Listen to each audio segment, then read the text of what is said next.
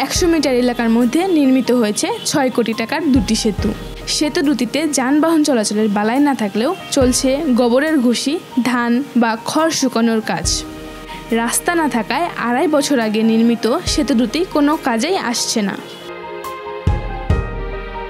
সিরাজগঞ্জ সদর উপজেলায় রতনকান্দি ইউনিয়নের একডালা গ্রামে একটি খালের ওপর এই দুটি সেতু নির্মিত হয়। সেতুর সংযোগ সড়ক না থাকায় যাতায়াতে দুর্ভোগে পড়ছে এই অঞ্চলের হাজারো মানুষ। তবে সরকারি জমি না থাকায় রাস্তা করা হয়নি বলে জানিয়েছে সংশ্লিষ্ট কর্তৃপক্ষ। জানা যায়, রতনকান্দি ও সুবগাছা ইউনিয়নের 50,000 মানুষের চলাচলের এই রাস্তায় খালের ওপর জোড়া সেতু নির্মিত হয় 2023 সালে। কিন্তু সেতু দুটির সংযোগ সড়কের পশ্চিমের খাল 3 বছর আগেই ভেঙে যায়। ফলে এই অঞ্চলের মানুষের চলাচলের চরম দুর্ভোগের সৃষ্টি হয়।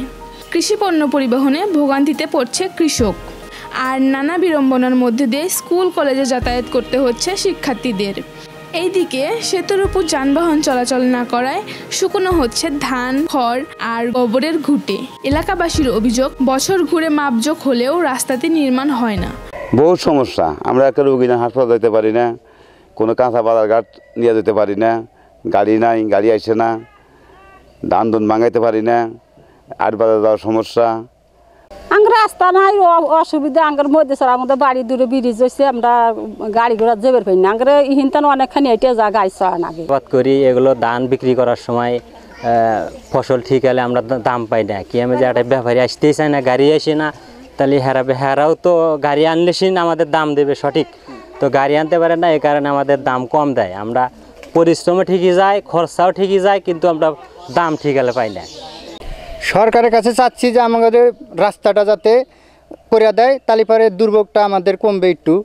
আর এত দামি দামি ব্রিজগুলো আপনার দেওয়া কোনো উপকারই আসছে না। এলজিইডির নির্বাহী প্রকৌশলী বলেন, এলাকাবাসী জমি দিলে দ্রুত সময়ের মধ্যে রাস্তার কাজ শুরু করা হবে।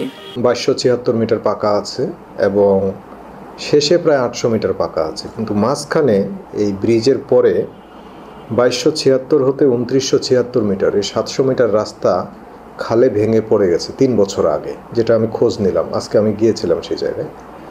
তো এতে করে ওই এলাকায় এখন চলাচলের জন্য আমাদের সরকারি কোনো রাস্তা নেই। তো এই প্রেক্ষিতে যেহেতু রাস্তাটা গুরুত্বপূর্ণ এবং শেষেও পাকা আছে, প্রথম দিকেও পাকা আছে, এলাকার কিছু লোকজনের সাথে বসে আমি আজকে মিটিং করেছি যে ওনারা যদি সবাই সম্মিলিতভাবে অ্যালাইনমেন্ট বের করে দেন আমাদেরকে, তাহলে আমরা সেই রাস্তা পাকাকরণের প্রস্তাব আমাদের হেড অফিসে প্রেরণ করব এবং অনুমোদন পেলে কাজ করতে পারব। পূজা রায়, জনতার কণ্ঠ।